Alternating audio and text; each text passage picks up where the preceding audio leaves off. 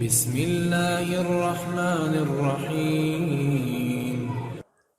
السلام علیکم ورحمۃ اللہ وبرکاتہ۔ میرے محترم دوستوں، بعض خواتین کی عادت یہ ہوتی ہے کہ ان کے گھر، ان کے کچن اور ان کا واش روم بہت ہی زیادہ گندا رہتا ہے۔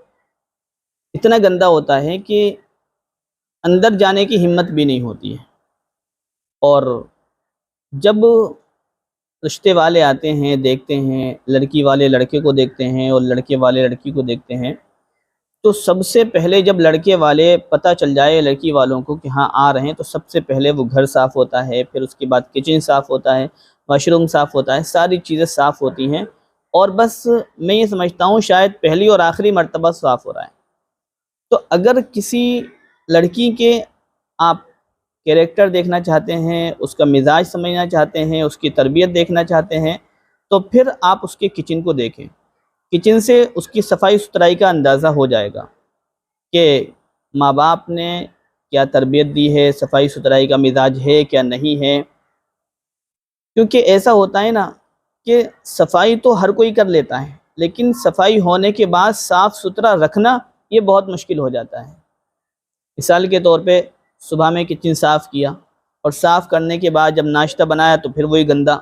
اب اس کو صاف رکھنا پورے دن یہ بہت مشکل ہوتا ہے، اور اسی کے لیے یہ آسان ہے جس کے مزاج میں صفائی ہوگی، جو صفائی ستھرائی کو پسند کرتا ہوگا، یا ہماری مائیں اور بہنیں صفائی ستھرائی کو پسند کرتی ہوں گی، تو ان کے لیے صاف ستھرا رکھنا آسان ہے۔ بعض لوگ کہتے ہیں کہ کام والی بائی رکھ لیں گے اور وہ کام کرتی رہے گی، برتن صاف کرتی رہے گی، کپڑے دھوتی رہے گی، گھر صاف ہوتا رہے گا۔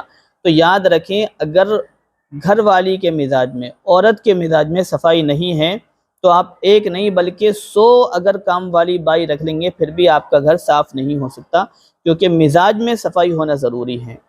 جیسا ابھی میں نے آپ کو بتایا تھا کہ گھر تو صاف آسانی سے ہو جائے گا، لیکن گھر کو صاف رکھنا یہ بہت مشکل ہوتا ہے۔ صفائی تو کوئی بھی کر دے گا، لیکن صفائی رکھنا یہ بہت مشکل ہوتا ہے، اور یہ جبھی ہوگا جب مزاج میں صفائی ہوگی۔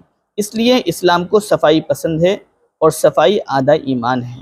اپنے بدن کی بھی، اپنے کپڑوں کی بھی، اور اپنے گھر کی بھی، اور ہر گھر کے حصے کی صفائی ستھرائی رکھیں، تو اس سے انشاءاللہ فائدہ بھی ہوگا اور بیماریاں ختم ہو جائیں گی۔ جس کے گھر گندے رہتے ہیں، اور گندے گھروں میں بیماریاں زیادہ ہوتی ہیں، طرح طرح کی بیماریاں پیدا ہوتی ہیں۔